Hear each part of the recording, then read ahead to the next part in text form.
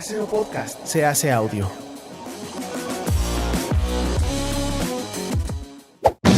¡Chavos, banda! Este programa es patrocinado por ustedes mismos. Si quieren apoyar nuestro proyecto, lo pueden hacer por medio de Patreon en patreon.com/herejes el podcast.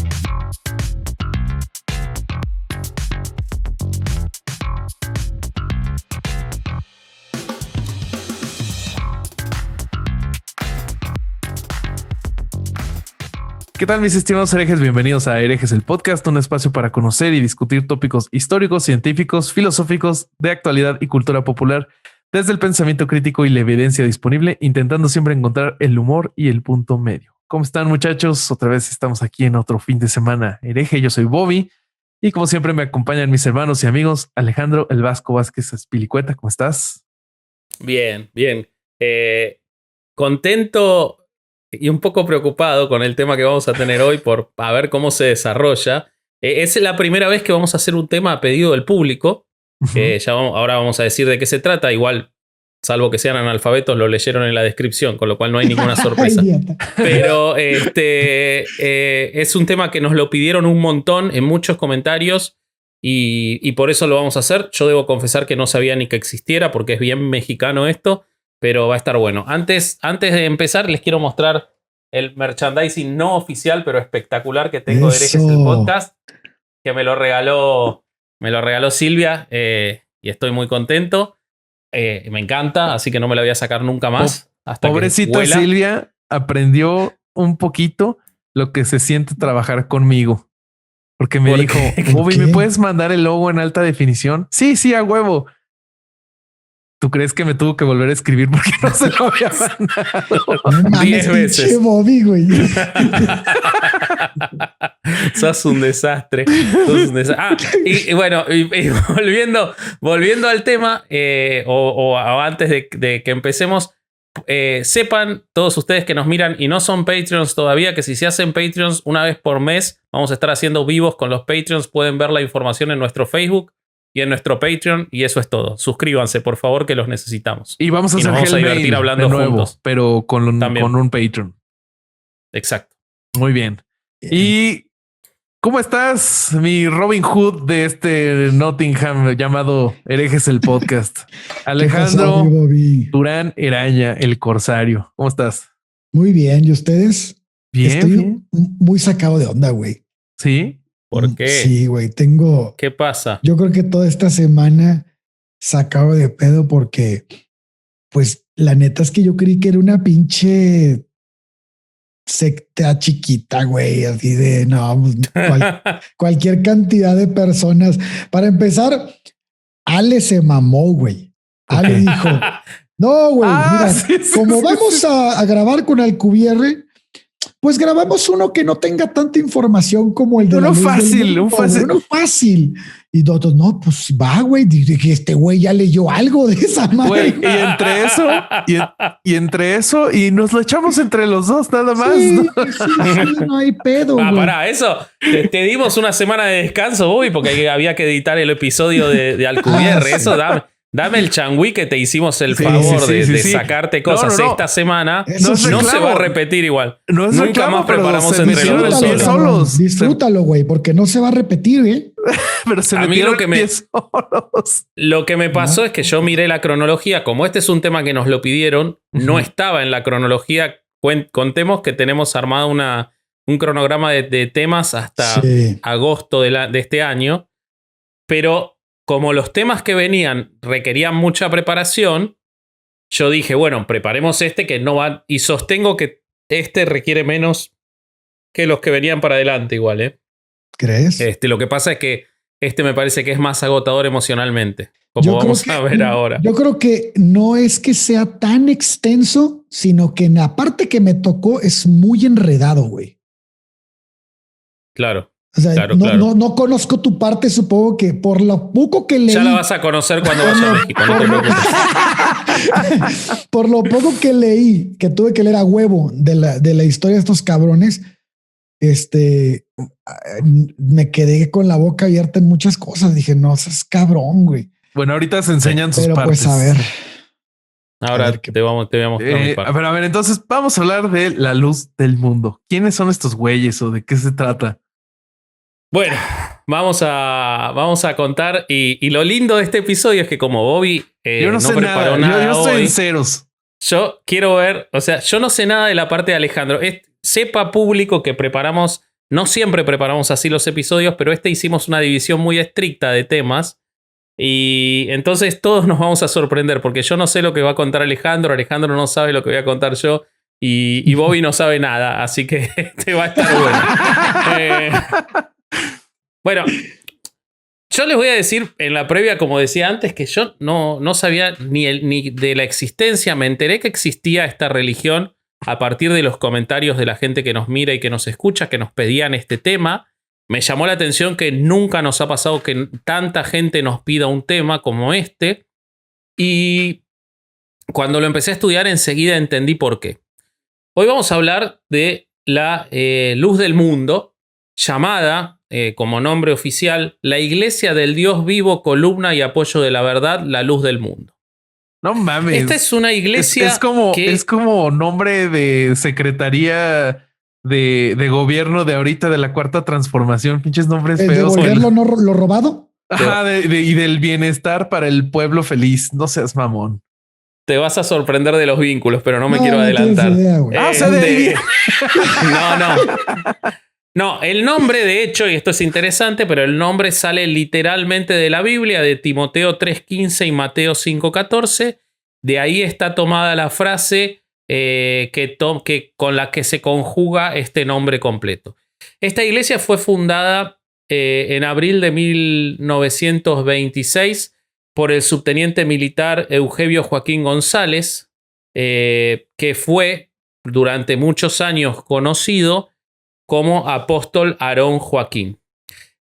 Los Joaquín, como vamos a ver, o Joaquín González, pero se los conoce como los Joaquín, son siempre los líderes, o hasta ahora han sido los únicos líderes que ha tenido esta iglesia, de acuerdo a la liturgia que vamos a ir viendo más adelante, designados por Dios directamente. Obviamente el apóstol se lo puso él solo. Sí, por supuesto. No, se lo puso Dios. Ahora no vas a ver. Dios, cabrón. Yo quiero... Cabrón. Es que ¿qué tal que la iglesia o sus feligreses son los que le empezaron a decir? No tenía feligreses cuando dijo que le habló Dios, güey. Claro. Perdón, disculpen mis Yo les quiero decirles, y esto es muy importante, que todas las fuentes que yo utilicé son en su mayoría fuentes oficiales de la propia luz del mundo o fuentes no críticas, analíticas no críticas. Y que todas las fuentes están, amigos, porque si van a empezar como los testigos de Jehová a decirnos que las cosas están mal, pero después no nos dicen cuáles, mejor miren las fuentes. No se gasten en decirnos a nosotros que algo está mal porque las fuentes están y nosotros no hacemos investigación de campo. Nosotros revisamos y contrastamos fuentes. Así que están todas, mírenlas y van a ver que dicen lo que nosotros decimos que dicen. Como les decía, esta iglesia es nacida en México. Tiene presencia hoy en 58 países y más de 15.000 templos a nivel mundial.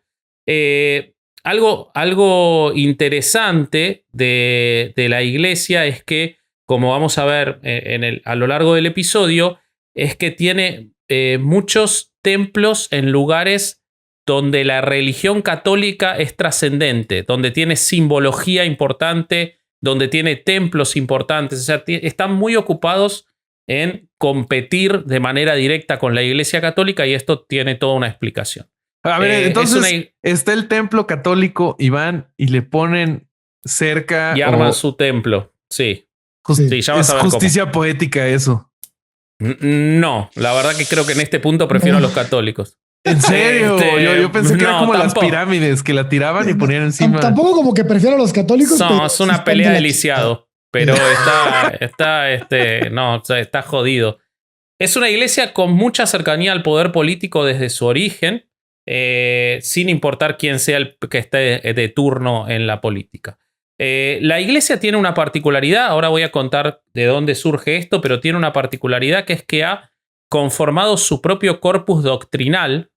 Esto lo distingue de otras confesiones cristianas y lo distingue principalmente, y por eso ellos dicen que no son pentecostales, los pentecostales y en particular los pentecostales unicitarios, que son en los que se los agrupa. Los especialistas dicen que esta iglesia es pentecostal unicitaria, tienen determinadas características los unicitarios que cuando hablemos de pentecostalismo las veremos en profundidad, pero una muy importante del pentecostalismo es la convicción de que en la Biblia se encuentra todo. En cambio, los luzmundistas, por la propia conformación de la iglesia, y esto se ha desarrollado a través del tiempo, han agregado a su doctrina las epístolas redactadas por su fundador, Aarón, y las epístolas redactadas por su sucesor, el apóstol Samuel.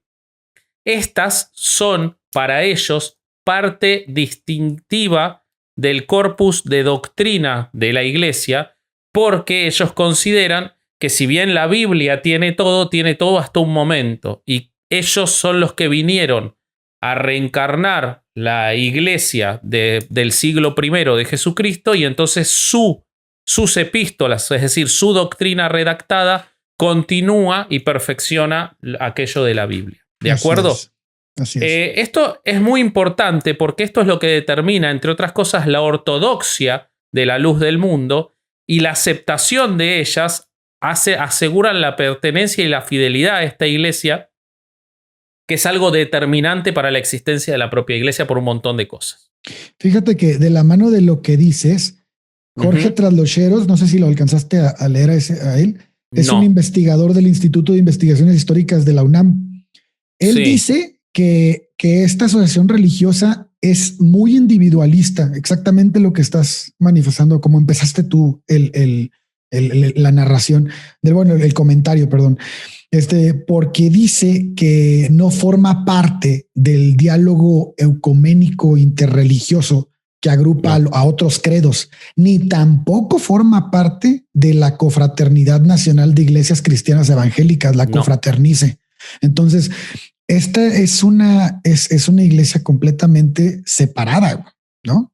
Y ellos hacen mucho énfasis en eso. Ellos dicen que no parten de ninguna existencia cristiana o de ninguna liturgia cristiana previa. Sin embargo, su liturgia es muy parecida a la pentecostal y tiene una explicación porque ellos originalmente fueron pentecostales y se separaron, como vamos a ver por qué ocurrió. Pero originalmente sí lo eran, y las prácticas y la liturgia se asemejan en muchas cosas a los pentecostales. Para que tengan una idea, la iglesia pentecostal tampoco es mucho más antigua que la de ellos. Nació en 1906 en los Estados Unidos, con la idea de la trascendencia real del Espíritu Santo por sobre todas las cosas en el funcionamiento espiritual y real en la tierra de las personas.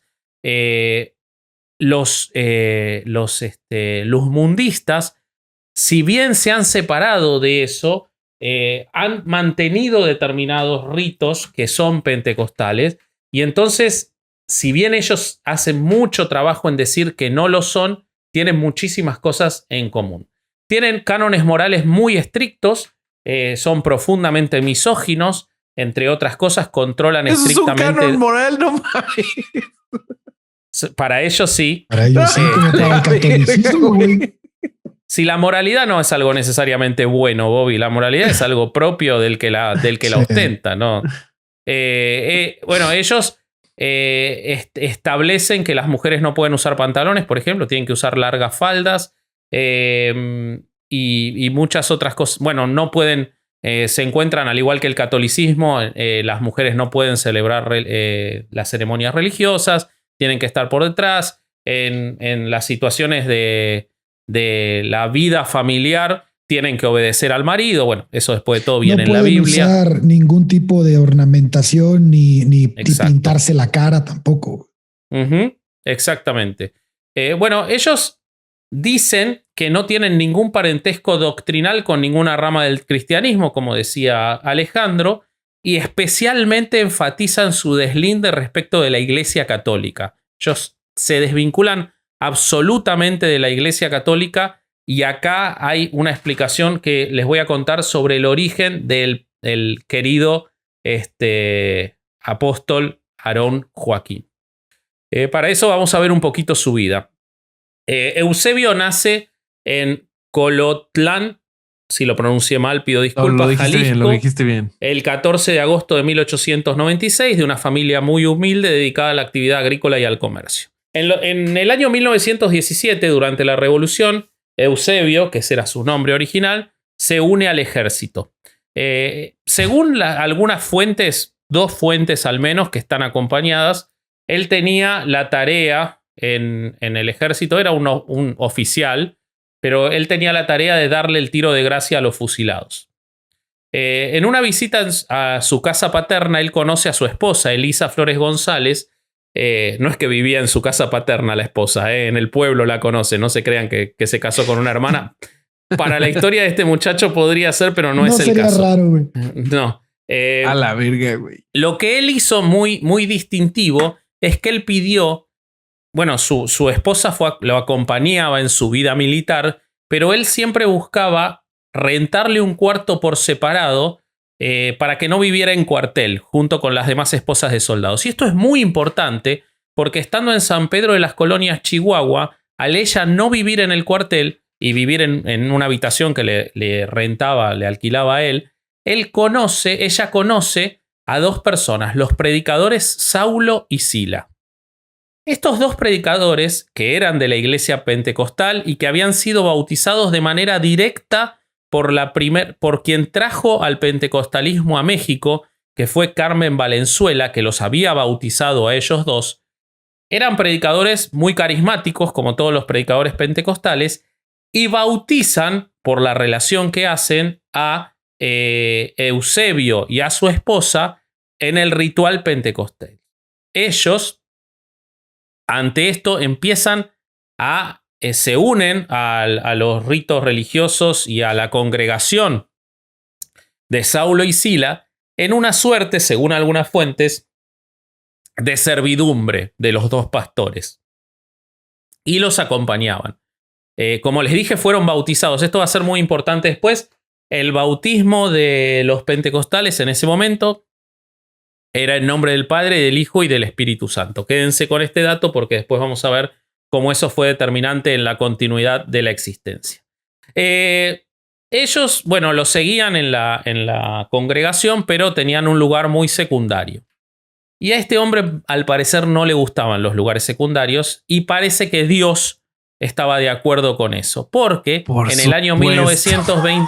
Claro que sí. Dios siempre está a favor de estas cosas. Pero qué clase de Joseph Smith y Charles Taze Russell, el mismo patrón. Exacto, de siempre. Es el Joseph Mira, haz de Smith cuenta mexicano. que es Joseph Smith, pero cruzado con Maciel. Claro, una cosa así. Sí. Exactamente. Es una buena definición. Por todo, porque fundó una liturgia particular mexicana y bueno, y por las otras cosas, ¿no?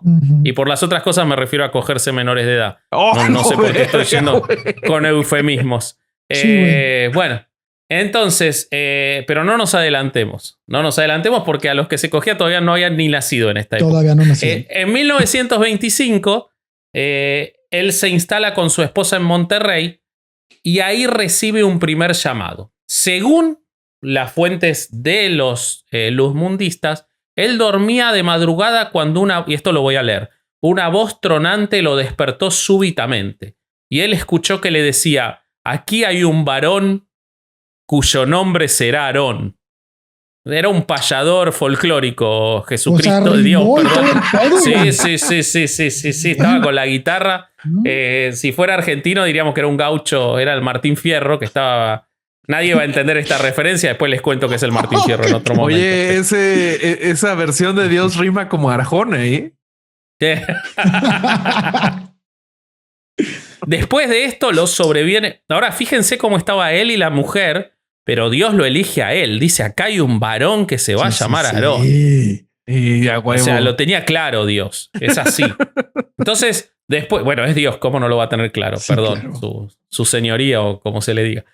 Bueno, después le sobreviene una visión incomprensible y la divina voz vuelve a reiterarle su nuevo nombre y le ordena que él tiene que salir el próximo jueves por el camino que Dios le va a indicar y que él tiene que restituir la iglesia los credos del siglo I del propio Jesucristo, porque la iglesia se había pervertido absolutamente. Por eso es que ellos después te dicen que no eran pentecostales porque vienen desde el origen.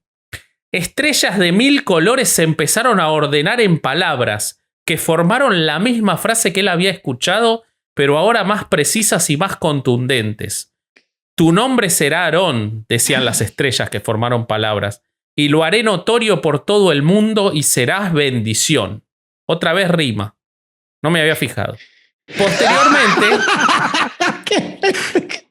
él obedece. La sesión de declamación de poemas más chafa en todo el internet.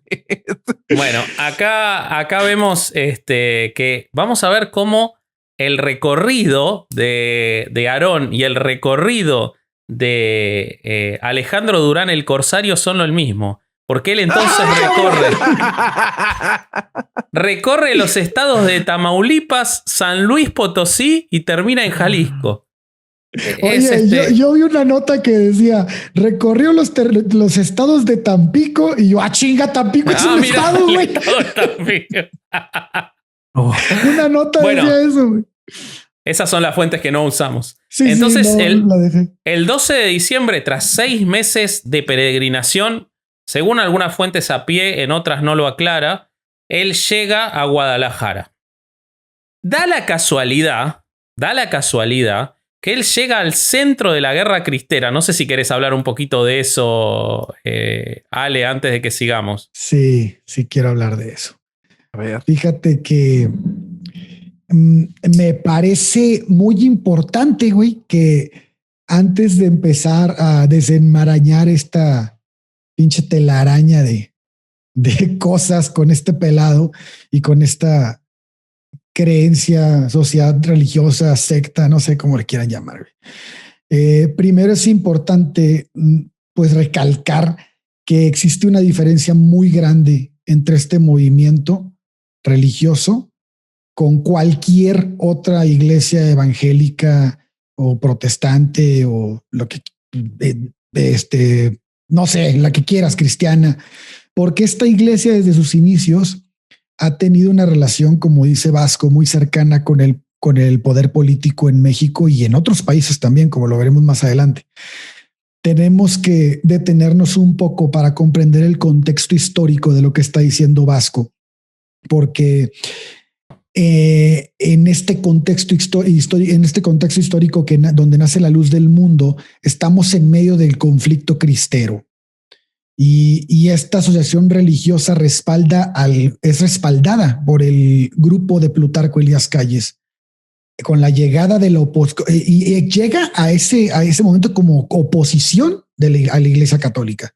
Entonces, recordemos que el Partido Revolucionario Institucional, el PRI, fue fundado el 4 de marzo de 1929, que son los años en los que está hablando Vasco, más o menos por ahí, bajo el nombre de Partido Nacional Revolucionario. Ya los mexicanos lo sabemos, el PNR, ¿no?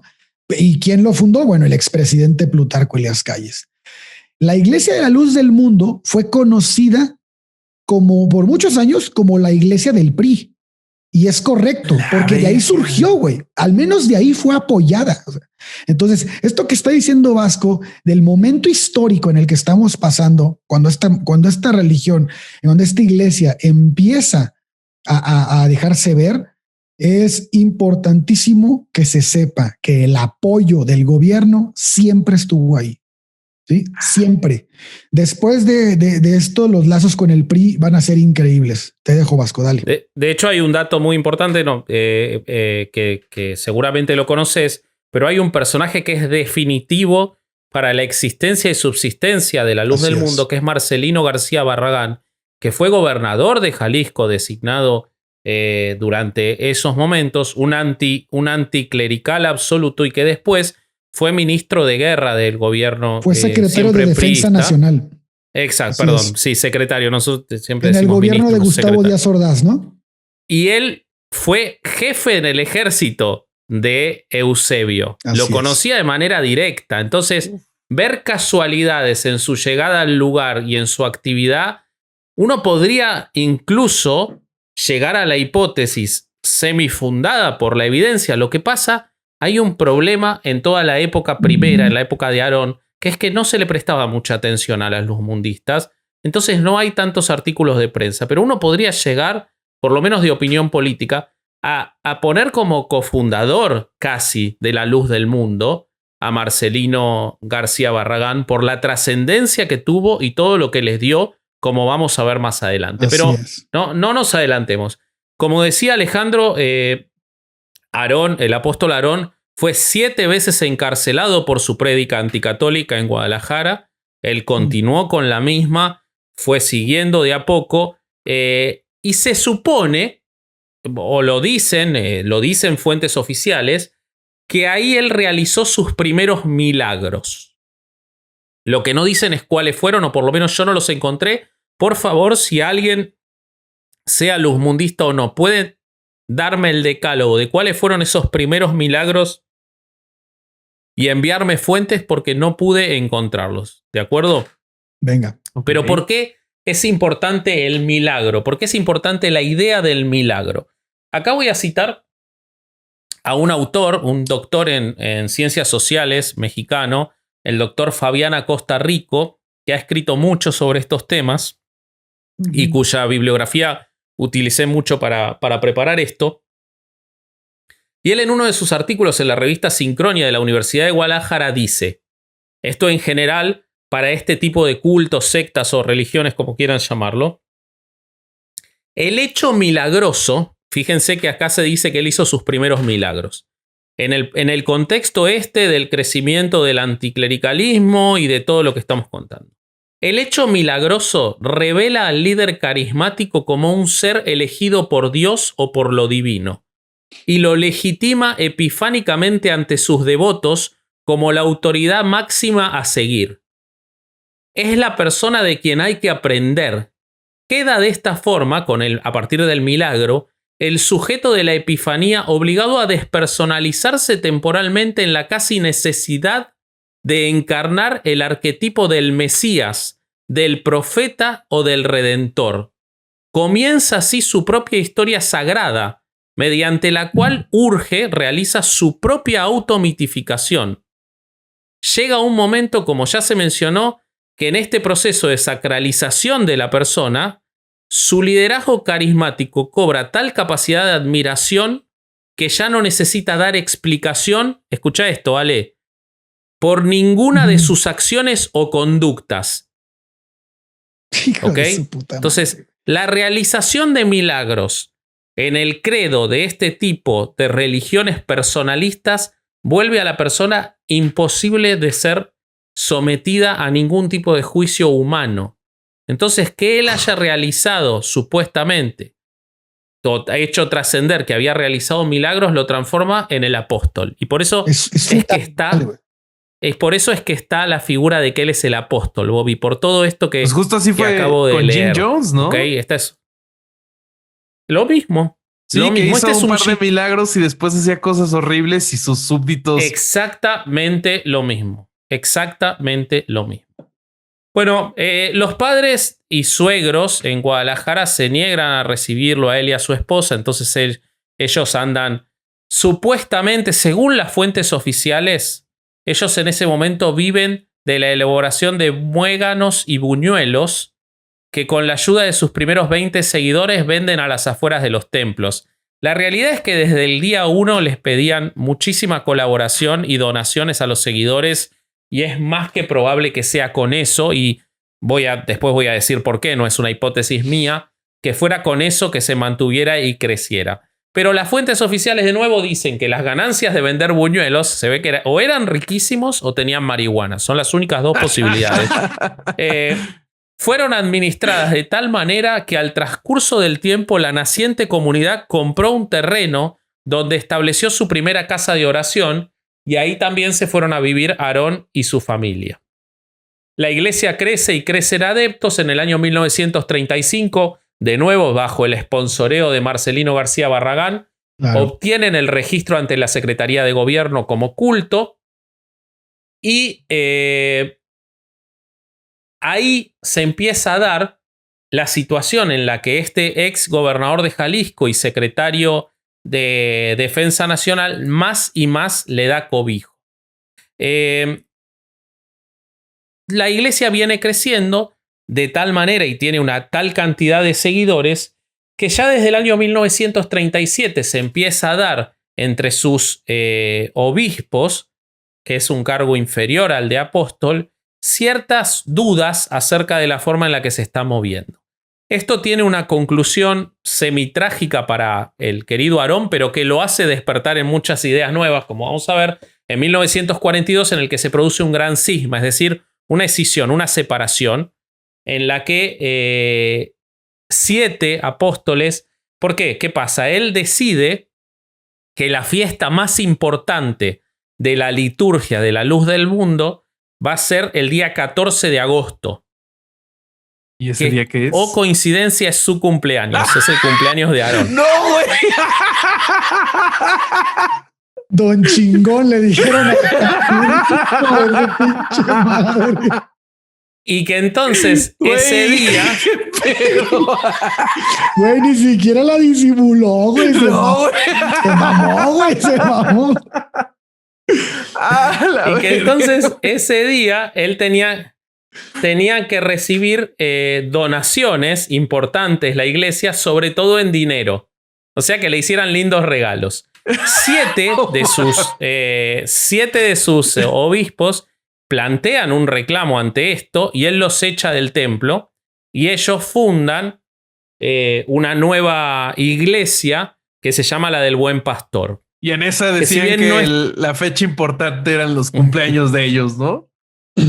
Esos fueron menos... No es para hablar del Buen Pastor, la verdad, hoy, pero no fueron tan así, pero sí, obviamente siguen, son una decisión de esto y tienen muchos comportamientos similares. Pero en ese momento también cambia el nombre, ¿no, Ale? Fue cuando le cambió el nombre. Sí, ahora ¿para allá vas? Ahora vamos para ese lado. Pasan muchas cosas en ese momento. Porque una fuente es que fue solamente por lo del cumpleaños. La Gran Cena se llama esa celebración. Sí.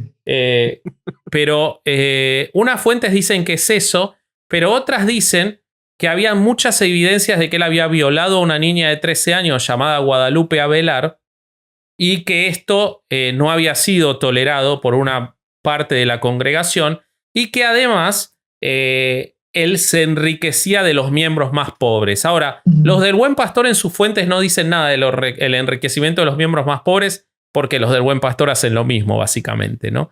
Y esto de los más pobres es real. En el año 2007, que es el último dato que yo pude encontrar, pero bueno, es bastante reciente a efectos de lo que voy a decir, la iglesia del la Luz del Mundo tenía la segunda tasa más alta de analfabetismo entre sus fieles de todas las congregaciones religiosas de México, superando el 10% de analfabetismo.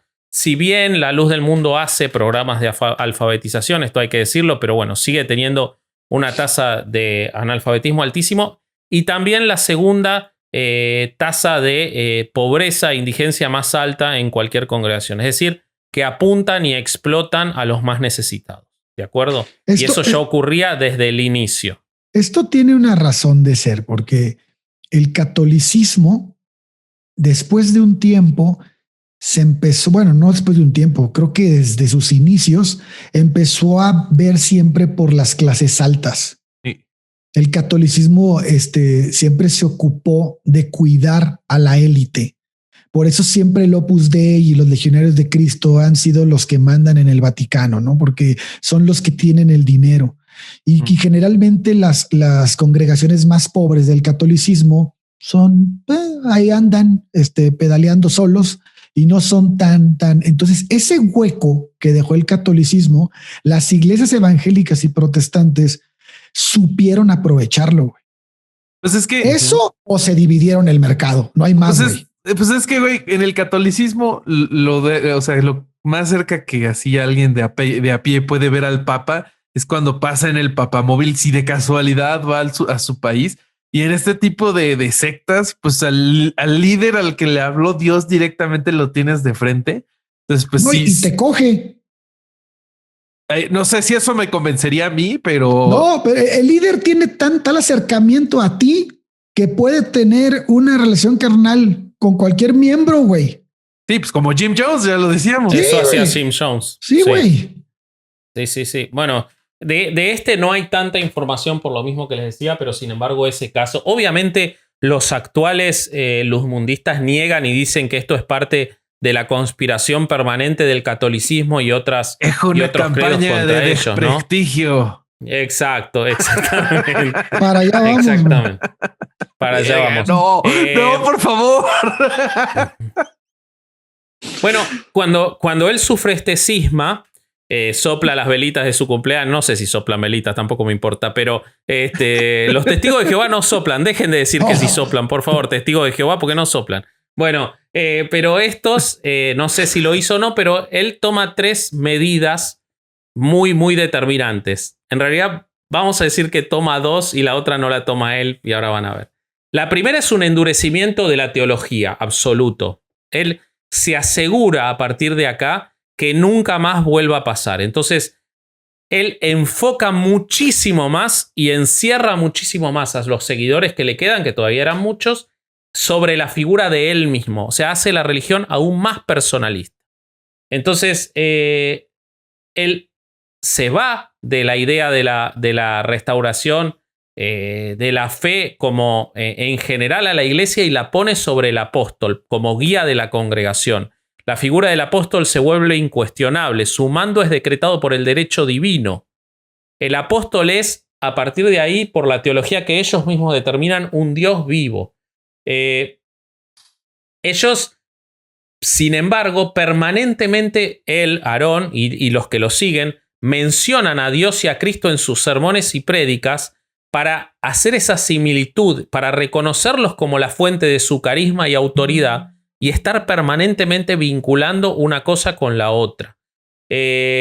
Refuerza la idea de la pirámide en la cual él es la figura única que está por encima y todos los demás responden a él, ya sea en el lugar del mundo en el que estén.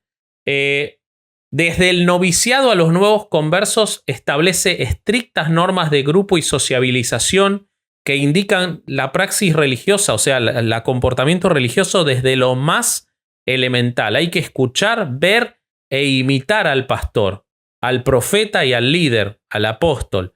Sus avances estarán determinados por lo que se mimeticen religiosamente y personalmente y por cómo demuestren su lealtad con el apóstol. Él determina que todo tiene que funcionar con la última parte de la pirámide, como les decía, en él. La única forma de que el grupo sea fuerte es a través de él.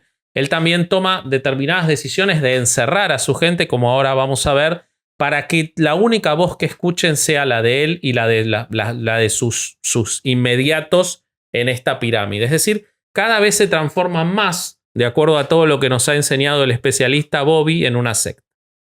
No veo cómo esto pueda salir mal, la verdad.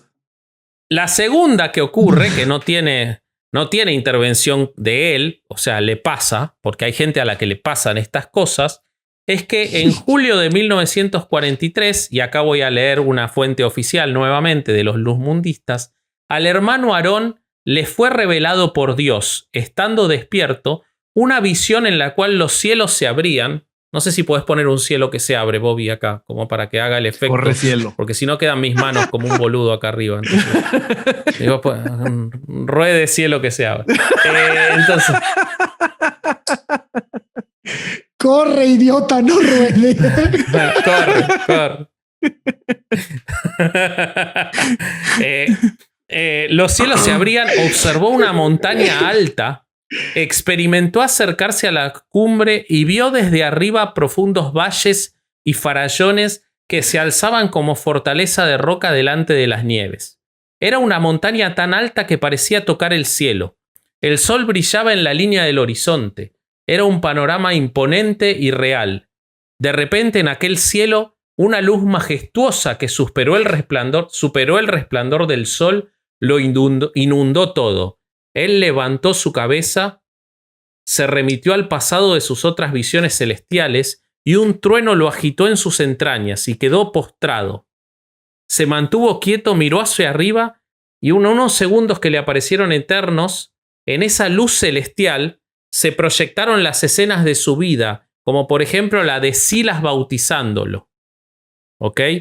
Y entonces, ahí Dios habló y le dijo: Aarón, la hora ha llegado. Levántate y bautízate invocando mi nombre.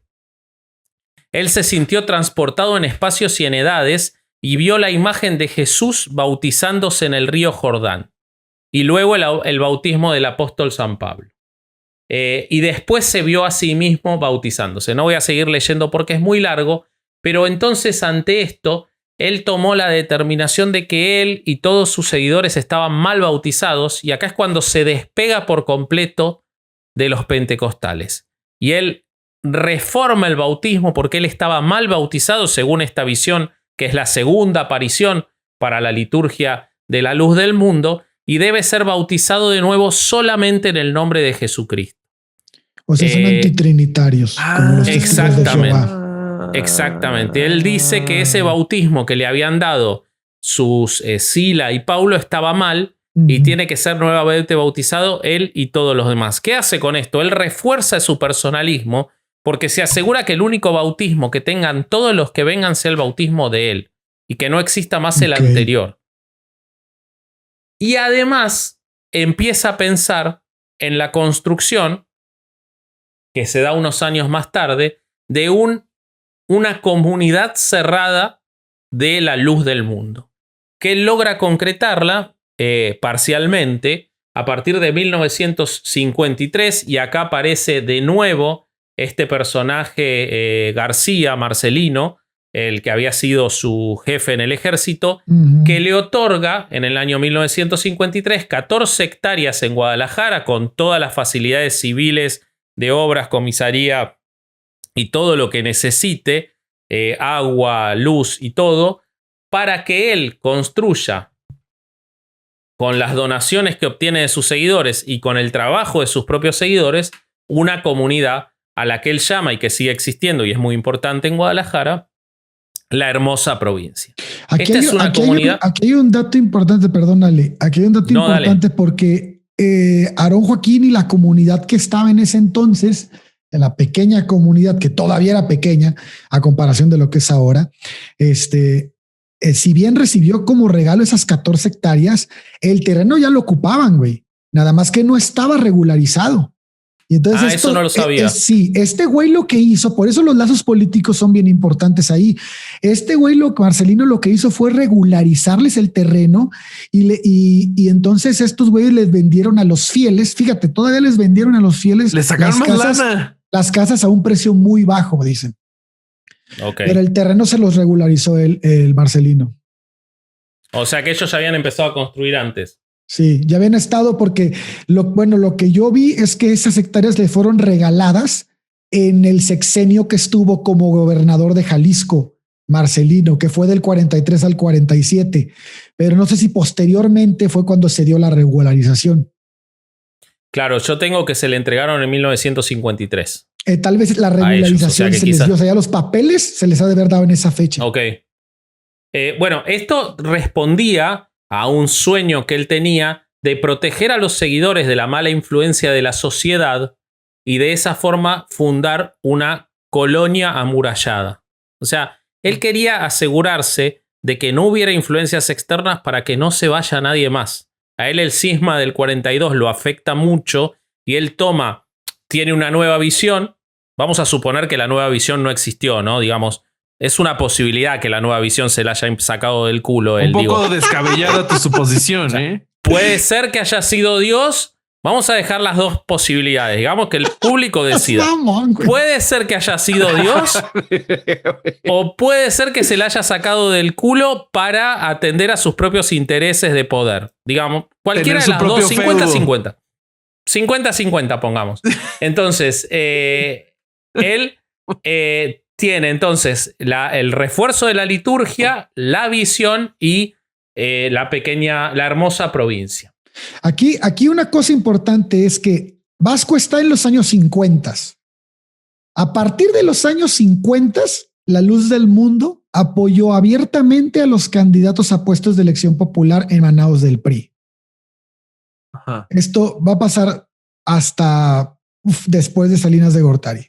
Entonces, hasta acá vamos a ver a Aarón, porque si no se va a hacer eterno esto. Pero en el 64 fallece Aarón y acá hay un problema. Porque si Aarón fue designado por Dios de manera directa y era una iglesia, hasta ahora era un culto casi a la persona de Aarón. Pensemos que la celebración más importante era el cumpleaños de él, la gran cena. Pensemos en cómo él establece toda la idea de que el apóstol es la persona a la que hay que seguir, imitar y que eso va a lograr los ascensos y pensemos cómo el carisma de ese apóstol fue dado directamente por Dios y por Jesucristo. Entonces, este hombre se muere. ¿Qué se hace? ¿Quién lo sucede? El más vivo. Entonces sí, la verdad que sí. Entonces, acá hay Acosta Rico, el doctor que les nombraba antes, dice que es imprescindible en este tipo de doctrinas que si el culto es a la figura del fundador, se logre establecer una sucesión que pueda continuar con ese culto. Y el que lo toma es el hijo, que no era el primer hijo, que es Samuel. Su hijo Samuel toma ese lugar de nuevo apóstol. ¿Y por qué?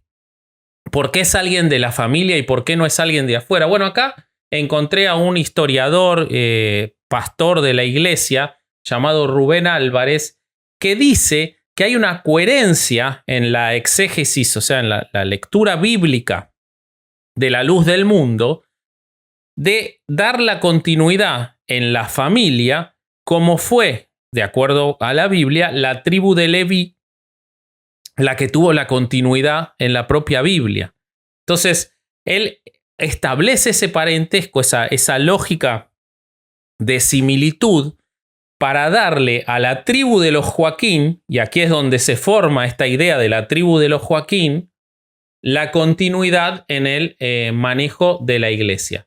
No hay un canon al respecto y de hecho los mundistas no tienen establecido una forma de elección del líder ante la muerte del anterior, sino que tiene que ser por un designio de Dios y tienen que darse señales. Entonces, cuando Aarón Joaquín tenía ese designio divino y se presenta el problema de su fallecimiento, se dan señales que no están claras que determinan que quien ha sido elegido por Dios para ser ese nuevo apóstol es Samuel. ¿Ok? Bueno, Samuel es probablemente el más importante de los tres líderes que hasta ahora ha tenido la luz del mundo. Es el que la hace lo gigantesco que es ahora. Él refuerza toda la liturgia, la hace aún más personalista.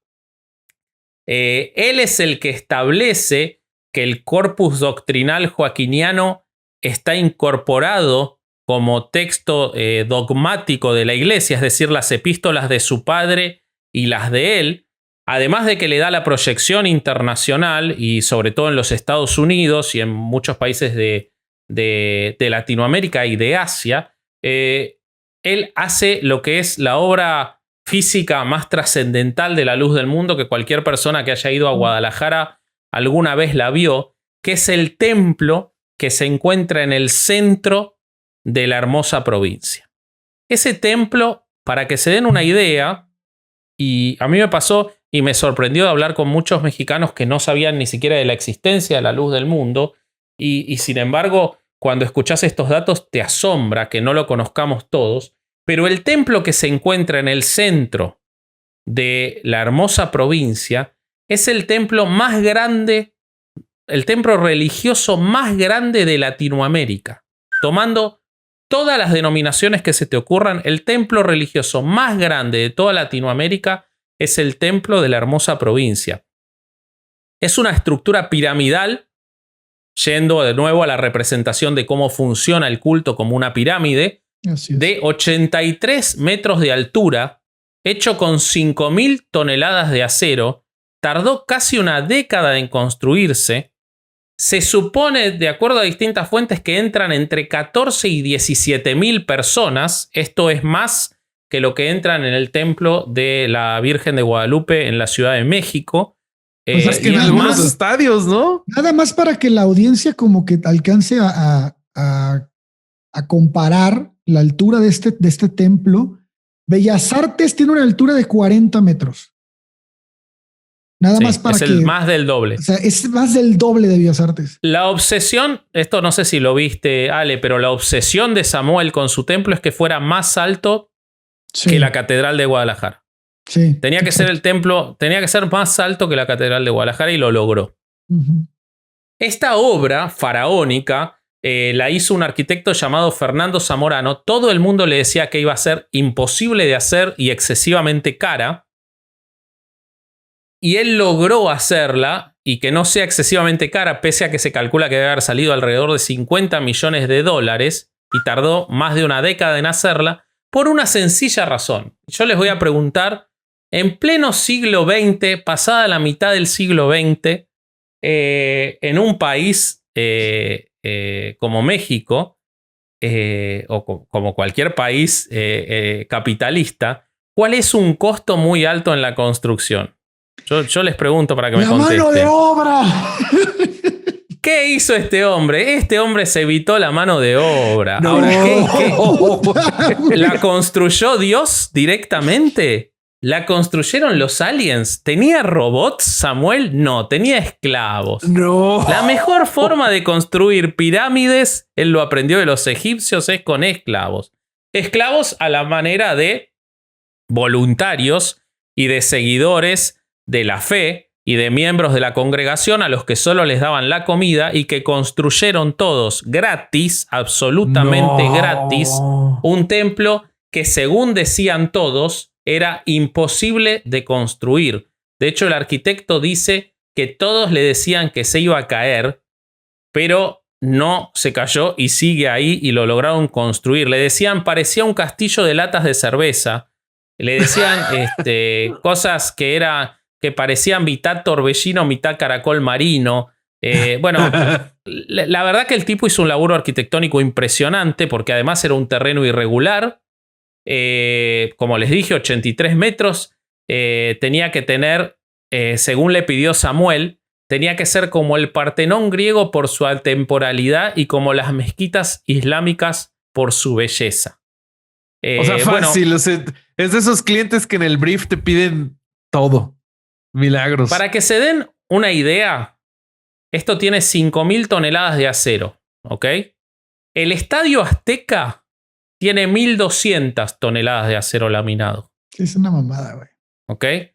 Bueno, entonces él construye esto haciendo, según dice el arquitecto Zamorano, trabajando los fieles como hormiguitas. Había un grupo de trabajadores muy minoritario que conocían del oficio, pero los demás eran gente que llegaba del interior, porque obviamente todos esos no estaban en la hermosa provincia. Los capacitaban un par de días y se quedaban semanas trabajando. En el punto máximo hubo de hasta 500 fieles por turno trabajando para construir Esto es increíble. el templo. Les daban, bueno, además, como lo construyó en el medio de la comunidad que ya existía y donde vivía gente, el uso de maquinaria pesada era muy limitado, no podían usar mucha maquinaria pesada. O sea, que era mano. Y tenían, sí, mayoritariamente sí, y tenían los altavoces de la comunidad que antes entonaban himnos religiosos y salmos, convocando todo el día a los voluntarios a cargar las losas de concreto. No. Y convirtieron a las casas de los alrededores en los albergues para darle techo y comida a todos los que llegaban del interior. ¿Ok? Uf. Bueno, él termina construyendo esto, que está hoy, y que es el símbolo máximo tanto de la obra de Samuel, en todos los sentidos el símbolo máximo de la obra de Samuel. Ahora Alejandro nos va a contar por qué, pero es lo que representa a la hermosa provincia y a los luzmundistas. Tiene otra particularidad este templo. y esto es horroroso y otra muestra de lo que es la luz del mundo, está en el medio de la hermosa provincia.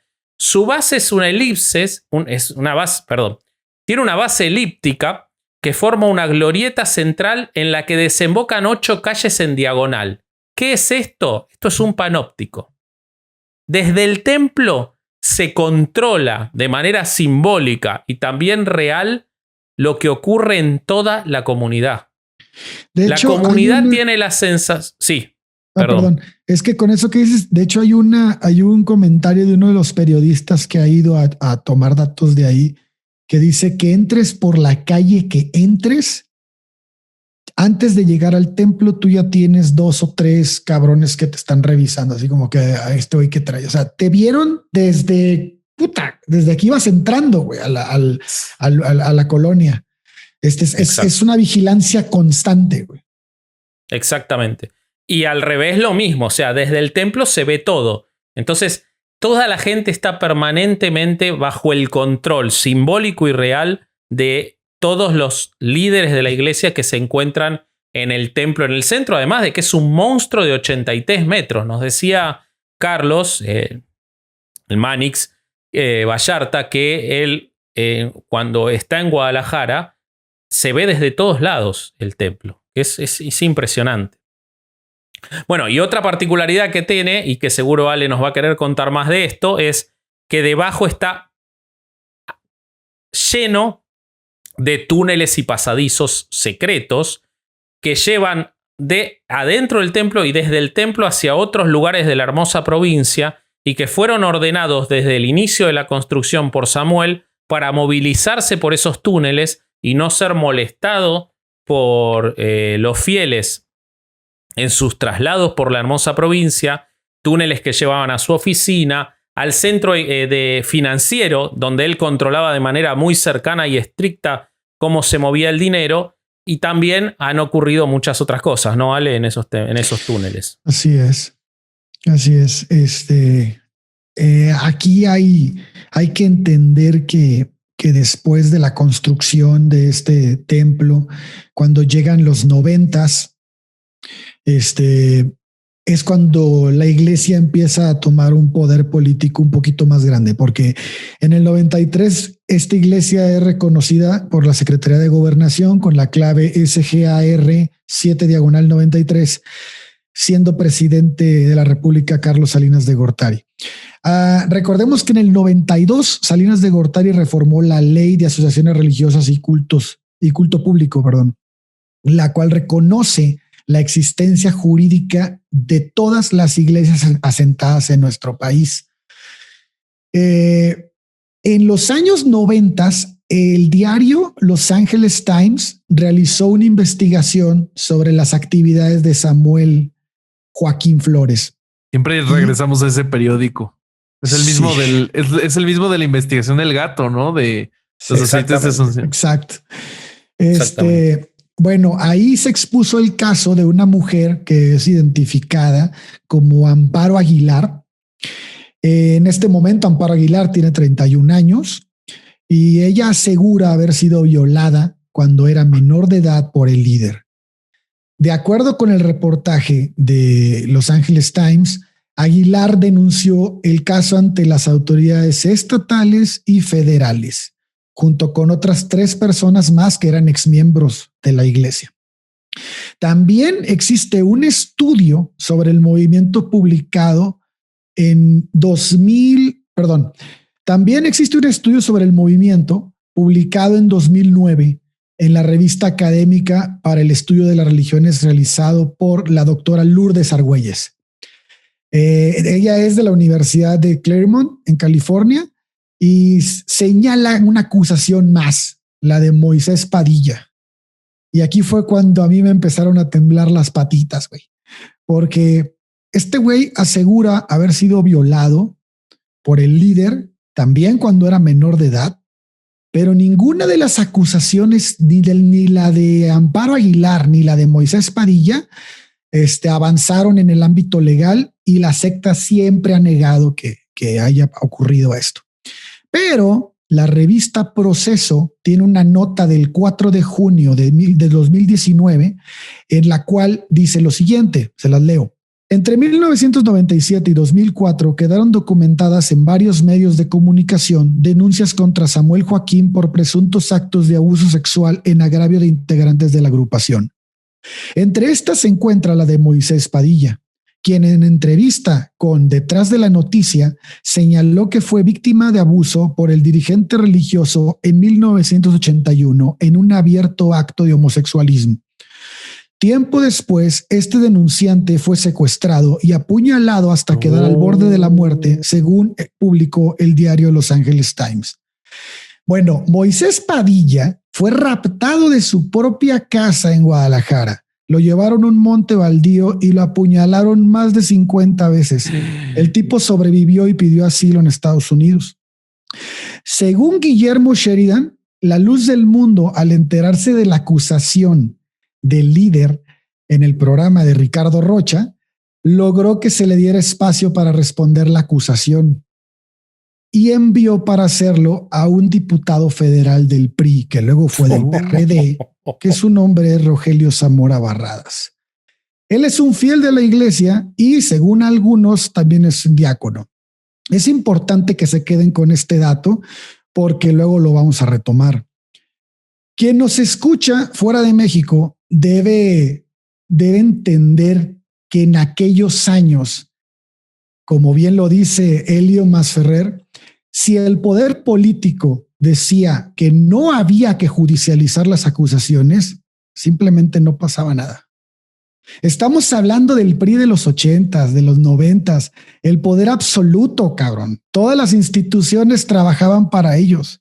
Se podía desaparecer gente a diestra y siniestra. La impunidad era el sello característico de este momento en la historia de México.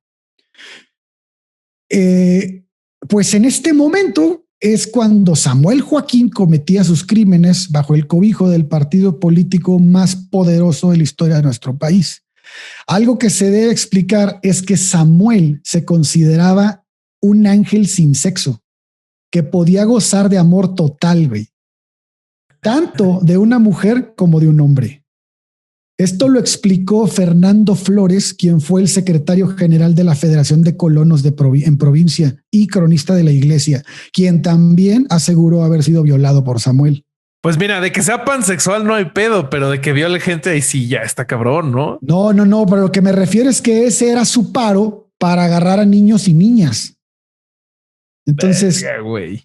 Sí. Porque vos tenés que pensar, Bobby, que dentro de la lógica de la iglesia era mucho más grave ser homosexual que violar niños. Claro. Así es. Entonces, exactamente. Él lo que tenía que justificar no era el abuso. De hecho, hay un montón de testimonios de mujeres que fueron obligadas a casarse a los 15, 16 años con sus novios por los padres, porque la iglesia de la luz del mundo tiene el estricto seguimiento de la indicación de la Biblia de que el padre debe ser respetado a ciegas, y entonces si el padre ordena que alguien se tiene que casar, se tiene que casar, y hay un montón de testimonios de niñas obligadas a casarse muy jovencitas y que han sido abusadas por sus esposos y que no han podido hacer nada. Entonces acá lo que él tenía que justificar no eran los abusos de menores, lo que él para adentro de la congregación.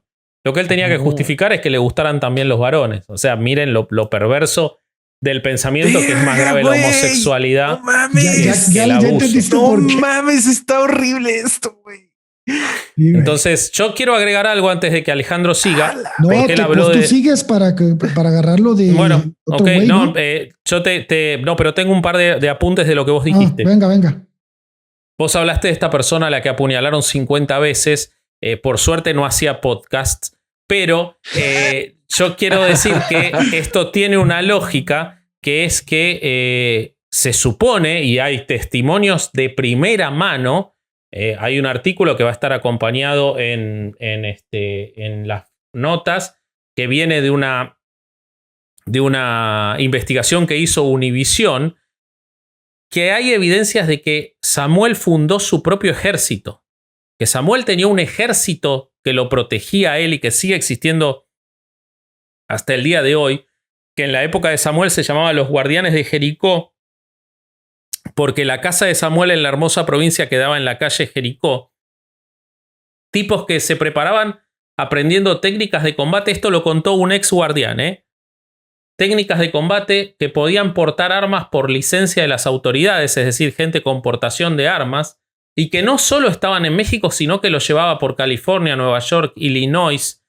No les pagan nada, son fieles, que tienen que acompañarlos y que es una bendición ser un guardián de Jericó. Hoy tienen otro nombre que después se los voy a dar cuando hablemos de Nazón, pero que ni siquiera le dicen el apóstol.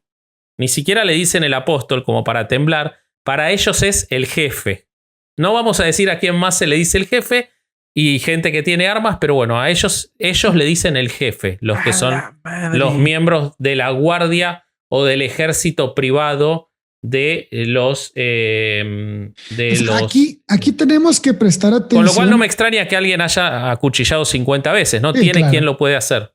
Claro, a mí lo que quiero que quede claro es el corte militar, güey. O sea, el tipo de corte militar que tiene la iglesia y que eso viene como herencia desde el fundador, güey. Ajá. Totalmente. Desde los dos fundadores, si queremos verlo a Marcelino como el cofundador, por lo menos ideológico, ¿no?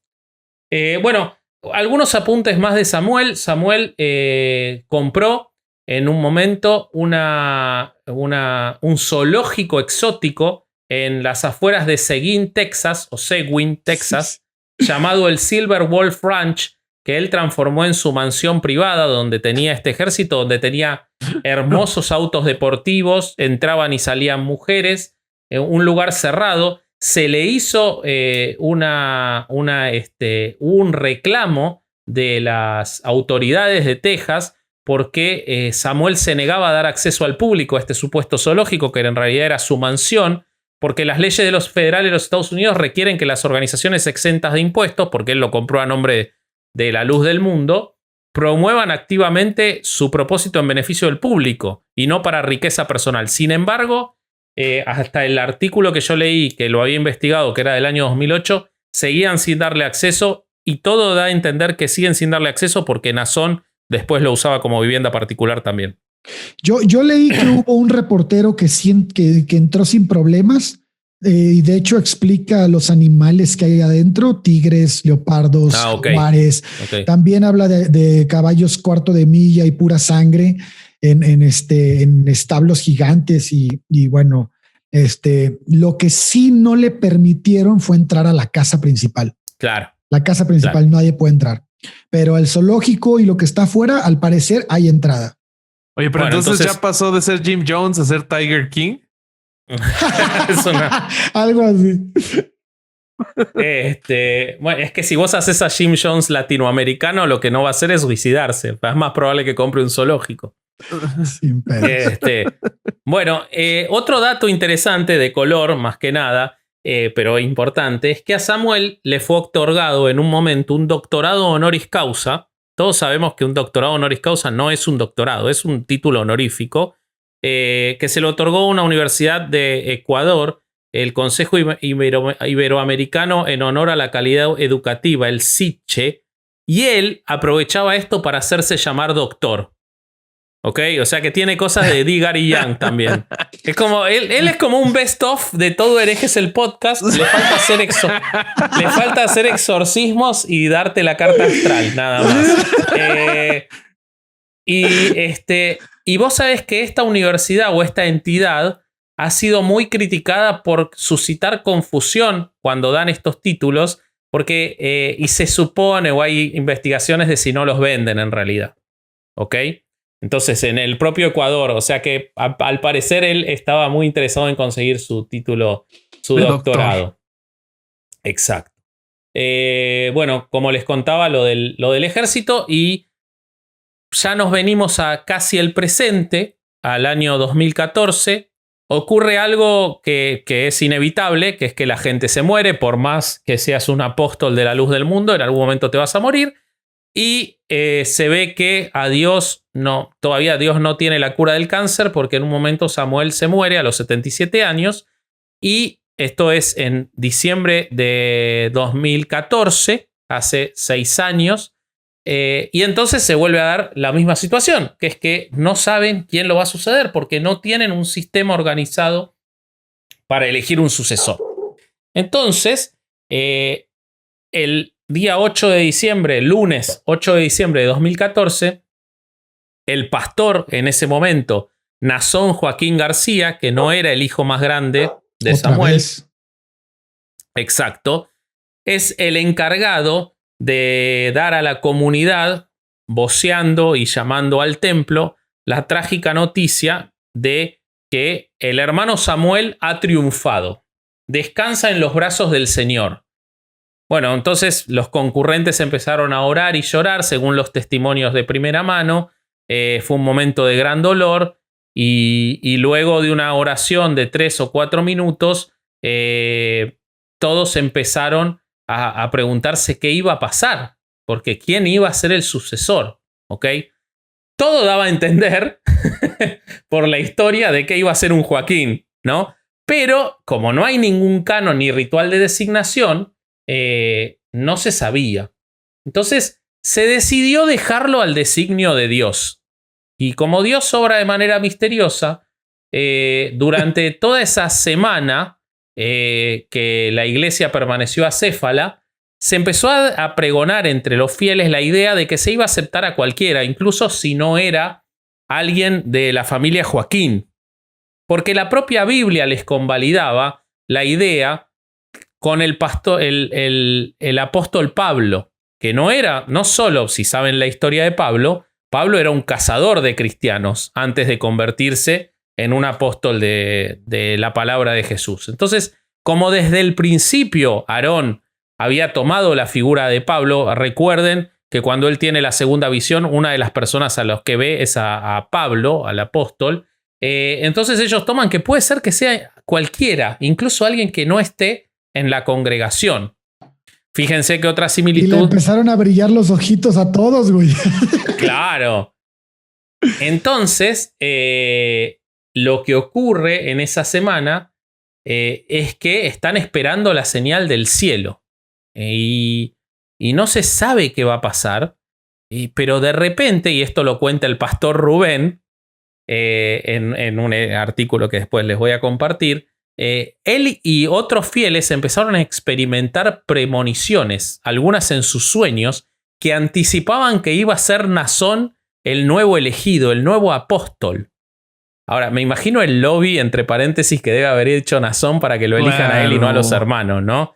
Pero bueno, supuestamente, volvemos a las fuentes oficiales, empezaron a tener premoniciones. Él no era el primogénito, era un pastor asignado a un templo de California, no estaba ni siquiera en la hermosa provincia, no tenía las cartas más altas para ocupar el lugar, pero sin embargo, mientras iban desfilando los pastores por el templo, todos iban repitiendo que tenían la visión de Naasón como el elegido. Se permanece una semana céfala en la que no se sabía, había gente que tenía visiones, hasta que el 13 de diciembre se convoca a rezar para ver si aparece la señal.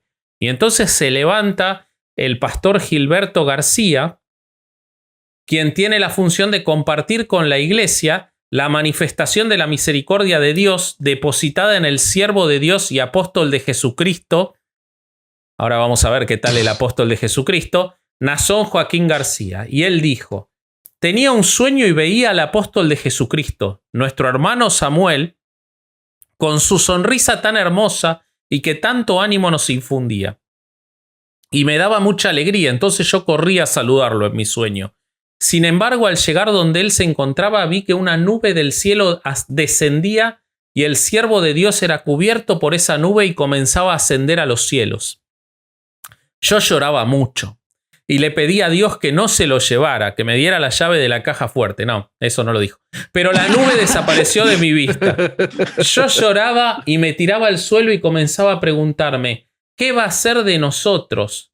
Y le rogaba a Dios en mi corazón, Señor, no nos dejes solos. Señor, necesitamos de tu siervo para salvarnos. Y en ese llanto que yo tenía comencé a ver cómo la nube que se había ido, que era como un ascensor, digamos, descendía de los cielos y me levantaba del piso donde estaba orando a Dios y con mucha necesidad fijé mis ojos en la nube y cuando esa nube llegó cerca de donde yo estaba, yo ahí ya me perdí en la... Digamos, es como que descendía, pero me imagino que oblicuo, porque se iba acercando a él. Bueno, no importa. O él no tenía los lentes pero como de que ver lo de subió, cerca. ¿no? No entendí. Sí, lo subió y se acercaba. Bueno, hay algo raro ahí. Vi que de la nube salía un ungido de Jehová con sus vestidos blancos y resplandecientes. Me acerqué para identificarlo y cuando lo vi, escuché una voz que me decía, Nazón es mi escogido. Ay, hijo de su pinche. Con este texto... Pero por lo menos ya no hace rimas pedorras, güey. Con este texto fue suficiente. O sea, no tienen ni que tirar el humo negro, el humo blanco, que vayan todos a nada. No, él es siempre un Joaquín, pero porque lo elige Dios. ¿Ok? Entonces, acá se presentó un problema, que es que, ¿por qué no le tocaba al hermano más grande, que era Benjamín? Y él se corrió y dijo que los rumores y testimonios de hechos milagrosos sucedidos esa semana, o sea, parece que hubo hechos milagrosos, indicaban que el elegido iba a ser Nazón y entonces a él no le correspondía contrariar a Dios. Y bueno, así quedó designado Nazón, que ahora Alejandro nos va a contar cómo, o sea, lo que Alejandro, no les quiero arruinar lo de Durán, pero el Corsario nos va a contar cómo esta maravillosa persona, candidata al Premio Nobel de la Paz, revolucionó a la luz del mundo hasta hacer que incluso los ateos queramos ser parte de la luz del mundo, ¿no, Ale? Puta madre. Espero que no, cabrón, pero fíjense que algo que me pareció increíble de todo lo que leí de esta asociación es la manera en la que tejen sus lazos y se adaptan al cambio. O sea, sin duda lo que ha hecho que esta sociedad religiosa no pare de crecer, güey, son sus vínculos políticos. Sí. Porque si bien en sus inicios, como ya lo habíamos dicho, fueron cobijados por el PRI, al llegar la alternancia en el 2000, supieron negociar muy bien con el PAN, güey. Sí. Nada más como ejemplo de la influencia política que tiene este movimiento, como ya precisó Vasco, la fiesta más importante de esta secta es la Santa Cena. A este evento han asistido figuras políticas de la talla de Margarita Zavala, esposa de Felipe Calderón, wey. Felipe Rodríguez Calderón el Bronco y Enrique Alfaro, el actual gobernador de Jalisco. Y no es solo en México, güey. En Texas, el líder de la luz del mundo, Nazón, en abril de 2019 recibió un reconocimiento honorífico por parte del Senado. Es decir, estamos hablando de solo 2 meses antes de que Nazón Joaquín García fuera detenido en California, acusado por el tráfico de personas, abuso sexual, pederastia y producción y distribución de pornografía infantil. ¡A la verga, güey! También Nayib Bukele, el presidente salvadoreño, tiene una relación muy estrecha con esta iglesia. Nada más como dato, Bukele acompañó a Joaquín, a Nazón Joaquín, a poner la primer piedra en la Ciudad de la Luz del Mundo, un proyecto de más de 100 hectáreas cerca del Aeropuerto Internacional de la capital. Nicaragua no se queda atrás, existe otro desarrollo en Granada de 30 hectáreas. En Estados Unidos adquirieron un terreno en la comunidad de Flowery Branch, en las afueras de Atlanta. Y es por esto que es importante tener en cuenta la participación de Rogelio Zamora Barradas, como les dije hace rato. Les dije que lo íbamos a dejar pendiente. En aquella contestación, en las primeras denuncias, cuando se le imputaron al papá de Nazón por medio del programa de Ricardo Rocha, es importante saber que 22 años más tarde fue el hijo del diputado Zamora Barradas, el actual senador Rogelio Israel Zamora Guzmán, que pasó del PRD al PBM, quien es fiel de esta iglesia también, el que gestionó el préstamo del Palacio de Bellas Artes. El senador Zamora Guzmán y otros legisladores federales y muchos estatales en todo México tienen en su agenda gestionar y apoyar los intereses de su líder y su movimiento. Pero Ale, ¿por qué no contás lo de Bellas Artes? Porque es importante. Para allá voy. Okay. Si unimos las piezas, entendemos muy bien cómo se mueven. El licenciado Zamora Barradas es ahora el líder de la APEM. ¿Y qué carajos es el APEM? Pues el APEM es la Asociación de Profesionistas y Empresarios de México. Ok, ¿y eso qué? Bueno, esta asociación es el brazo empresarial de la Luz del Mundo y fue quien solicitó el préstamo en Bellas Artes para el evento conmemorativo de Nazón Joaquín García. Guillermo Sheridan dice que el 13 de mayo, Nazón Joaquín García presidió un encuentro de la PEM en un auditorio del Senado de la República, gracias a las gestiones de los Zamora, donde fue recibido y presentado por el senador Héctor Yunes Landa del PRI. Lo cual a mí no se me hace tan descabellado, güey, porque si lees las noticias que salieron en esas fechas relativas al tema, hay una que me llamó un chingo la atención, cabrón, y es la del Universal. En el encabezado de la noticia dice: Sergio Mayer confunde Bellas Artes con Palacio Nacional. Ni madres, cabrón, no confundió nada. Ese homenaje sí ocurrió, güey. Chequen el fragmento de la nota. Esto es lo que dijo Mayer. Por eso, pero eso ¿qué tiene que ver? A ver, ¿qué tiene que ver lo que pase dentro del recinto del Palacio Legislativo con lo que pase afuera? Señaló en entrevista con el Universal el diputado, que ni cuenta se dio de su error y siguió defendiendo el acto cultural que dijo no fue religioso. A ver, vamos a poner en contexto, güey. Bellas Artes fue prestado a la Luz del Mundo para hacer un conmemorativo de los 50 años de Nazón. Pero previo a eso, hubo un conmemorativo en uno de los salones del auditorio del Senado de la República, güey. Y esto es cierto porque el baboso de Mayer estaba pensando que estaban hablando del Senado, güey. Y le estaban preguntando de Bellas Artes y suelta la sopa, güey. Verga, güey. Entonces, fíjate, esto es increíble, cabrón, porque muy poco tiempo después es cuando es detenido, güey, en Estados Unidos. Según El País, los evangélicos, iglesias cristianas de corte pentecostal, son el sistema de creencias que más ha crecido en Latinoamérica. Sabemos que cualquier movimiento religioso está muy lejos, güey, de arrebatarle el poder del mercado a la Iglesia Católica. Pero la influencia política de estos güeyes ha crecido mucho con la alianza de los grupos de poder.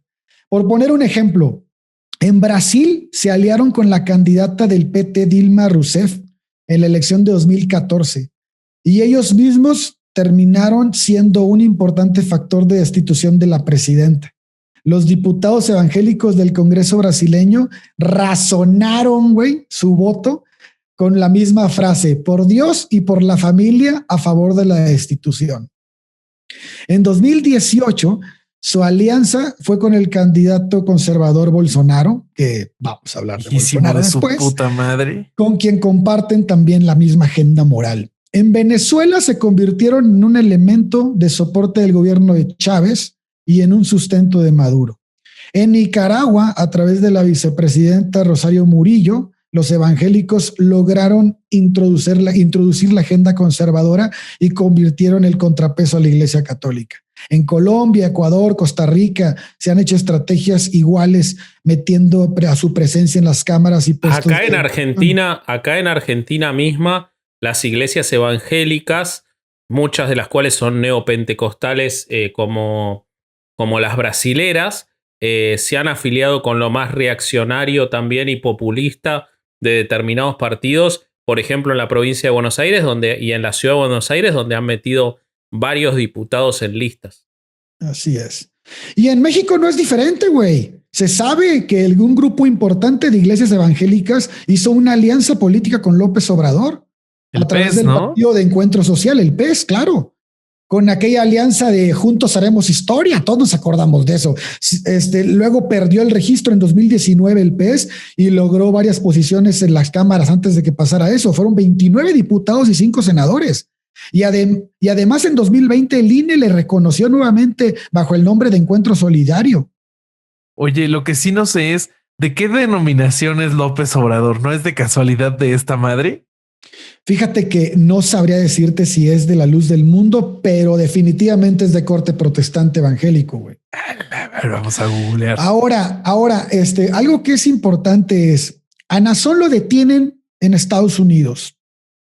En Estados Unidos se pronuncian varias personas de puestos de senadores y puestos altos, puestos de elección, puestos de decisión, a favor de Nazón, güey.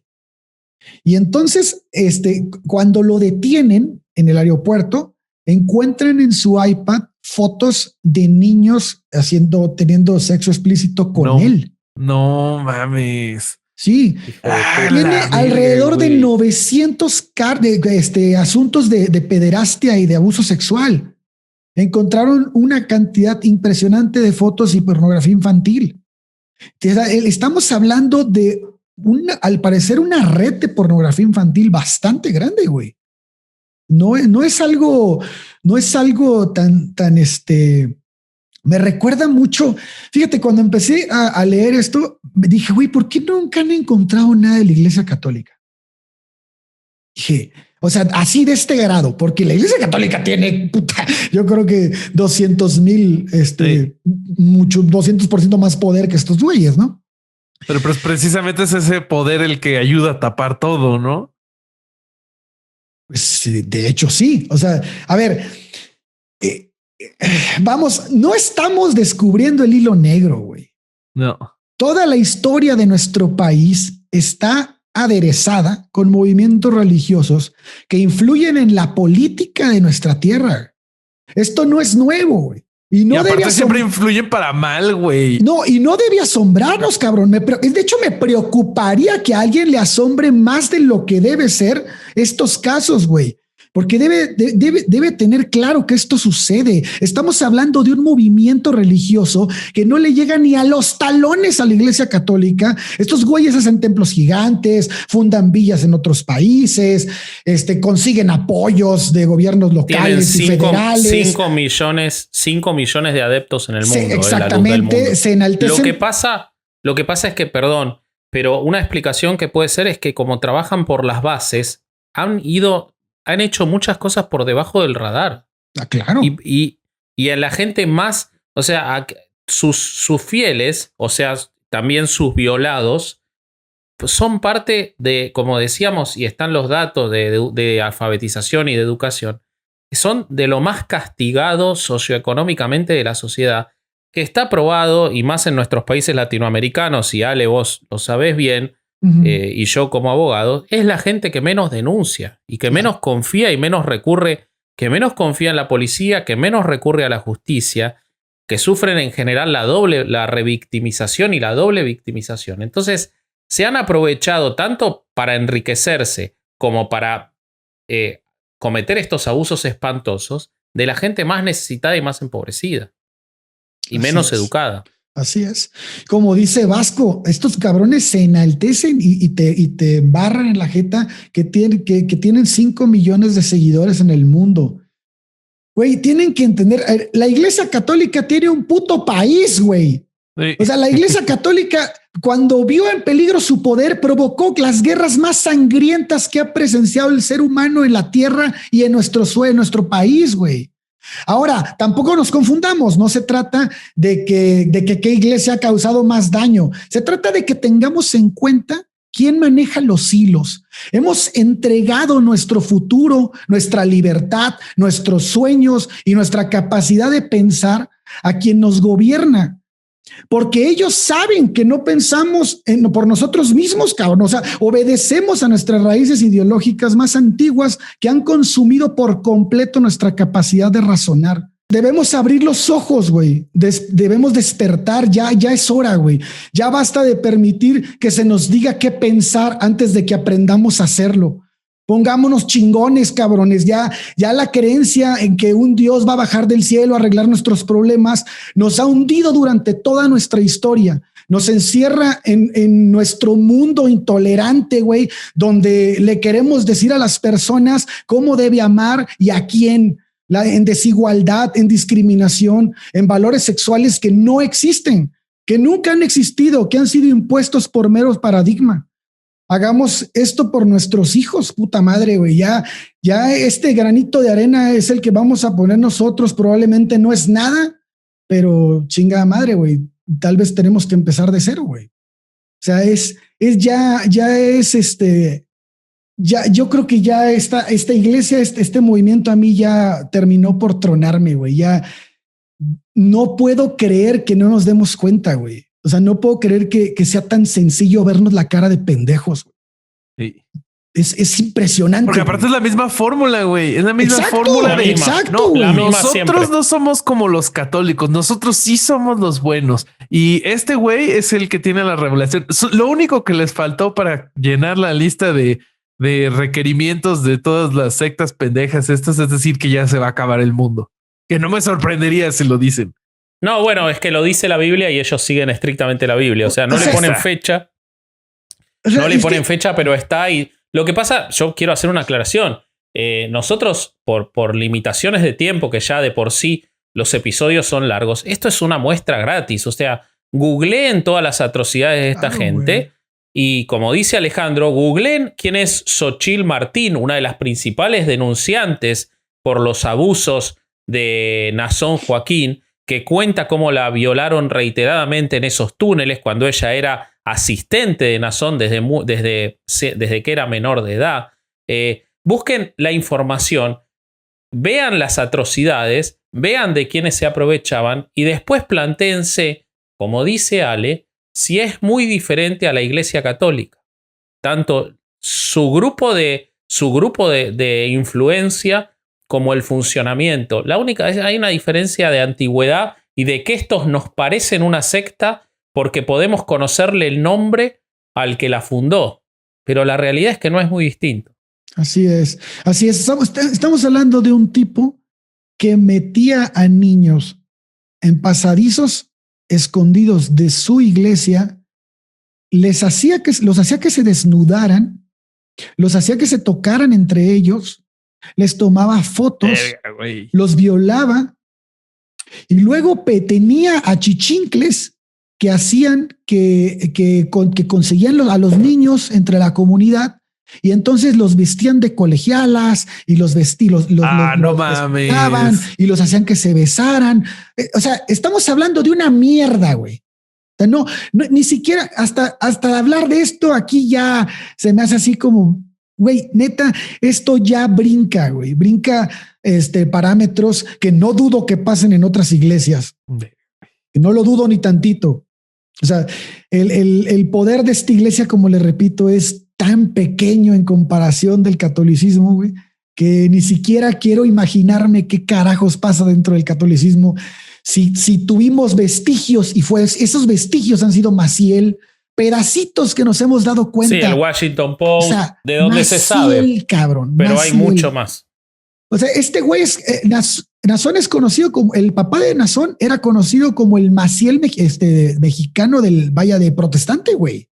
Bueno, porque la Congregación de la Luz del Mundo, que no lo dijimos, es la segunda congregación religiosa más grande de México después del catolicismo. Así es. O sea, viene el catolicismo y después viene la Luz del Mundo.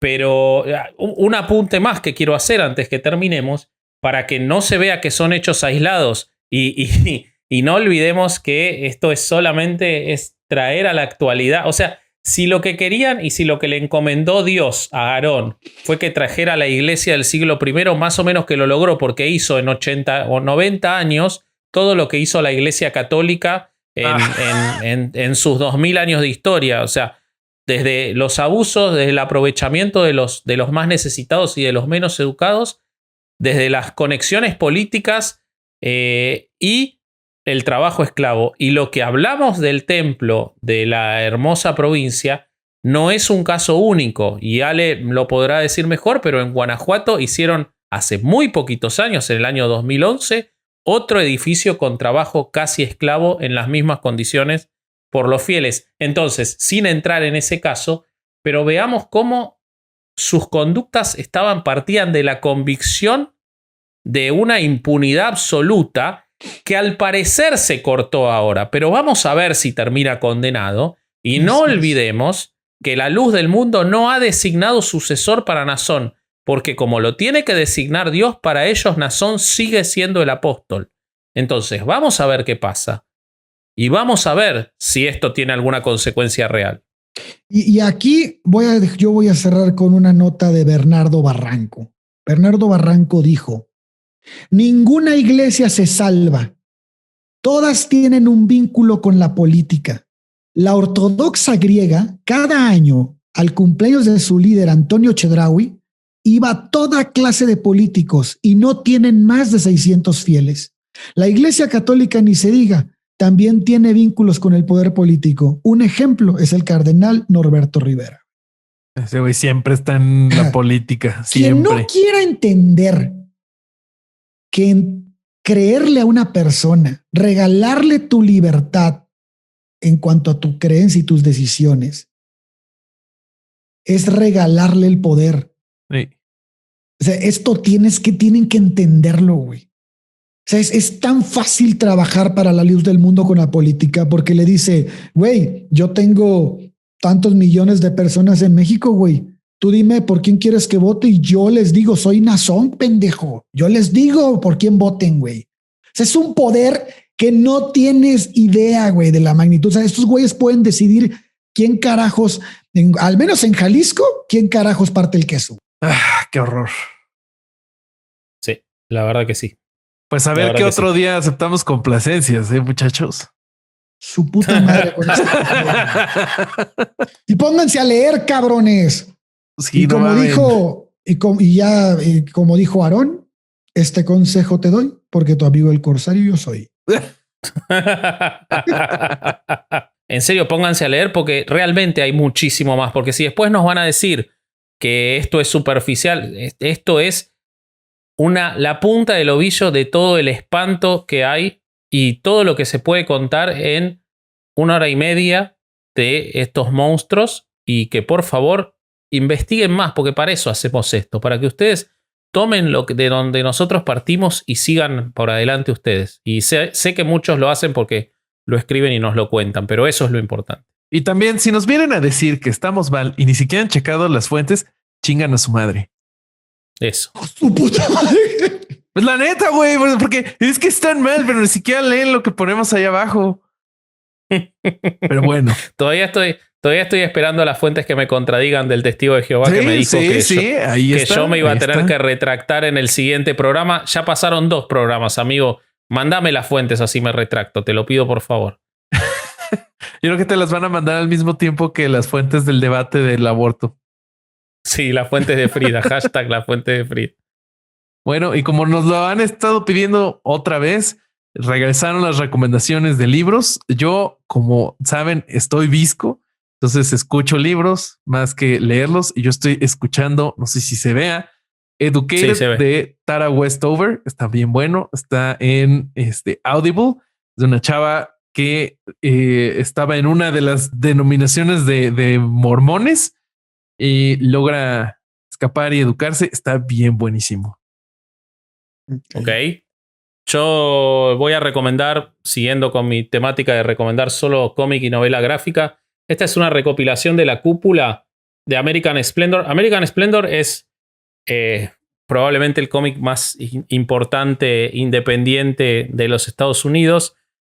Si vieron la película American Splendor con Paul Giamatti, es la vida de Harvey Pekar, que es el creador de esto, que durante muchos años lo que hizo fue escribir su vida diaria con anécdotas absolutamente ordinarias y comunes, y conseguir a los mejores dibujantes de la escena independiente para que lo hicieran cómic. Y son buenísimos. Pero en particular esta compilación son los que hizo con Robert Crumb, con el padre del cómic independiente de los Estados Unidos, y es increíble. Entonces son American Splendor, los cómics de Bob y Harp.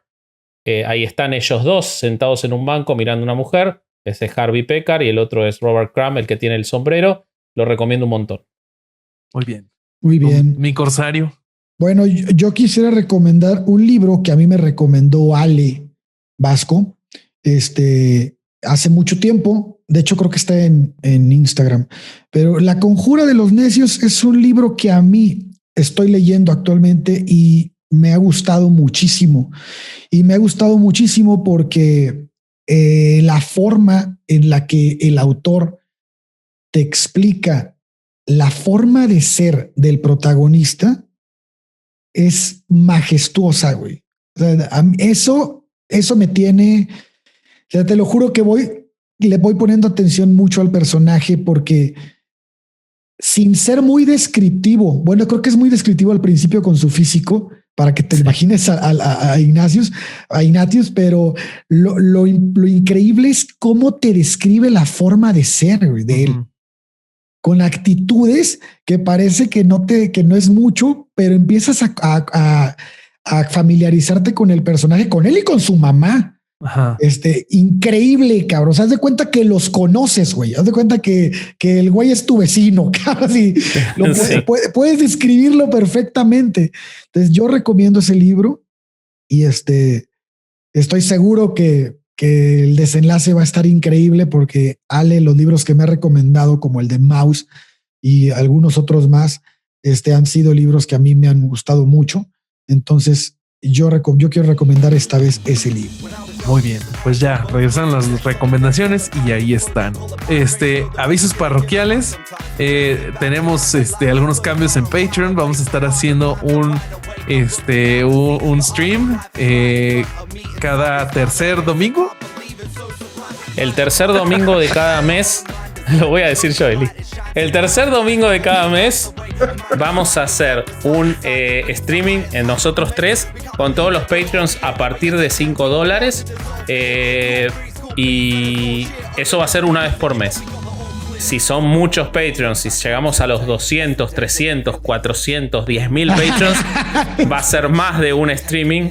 Pero por ahora va a ser uno. Y cada 3 meses vamos a sortear que un Patreon grabe con nosotros el Hell Mail. Así que invitamos a todos, Patreons y no Patreons, a mandarnos preguntas, a mandarnos correos que se van a leer en esa emisión que va a salir en nuestro YouTube para todo el mundo. Y lo vamos a responder esos correos nosotros tres y el Patreon que salga sorteado también. De los de $5 en adelante. Así que los invitamos a suscribirse. Además, pronto vamos a empezar a producir nuestro merchandising. Por favor, vamos a traer muchas más novedades. El modelo de vuelta. Si están en Argentina, se los pueden pedir a mi mujer, que les va a hacer una parecida a esta. Después yo reparto las ganancias con mis 2 socios, pero les van a salir más baratas porque van a ser en pesos argentinos. Si están en México, no nos pidan porque no les vamos a mandar. Y aparte atrás dice Vasco. A ver. Muy bien, qué lindo. Así que bueno, nada, eso. Suscríbanse a Patreon, súmense y pueden insultarnos. Si son testigos de Jehová, suscríbanse y nos insultan. Nos va a encantar tenerlos ahí con nosotros. Sí, tienen que pagar un mínimo de 12 meses si son testigos de Jehová y vienen a insultarnos. El resto no. Pero si son testigos tienen que pagar un mínimo de 12 meses. Eso es lo único que les pedimos. Ok, muy bien. ¿Algo más? No, ¿verdad? No, ya no. Bueno, muchachos. No quiero saber de ninguna puta religión de mierda. Que bueno. Viene la cientología dentro de poco, así que no te... Pues ya saben, muchachos, este fue otro domingo de no ir a misa y escuchar Herejes el podcast. Ya, la mierda. Adiós. People that love that has found us despite all the boundaries, they actually found you. You're a reflection of the people that surround you. They're a reminder of the happiness within you. I can't begin to tell you just how much this will mean when you're older and a bit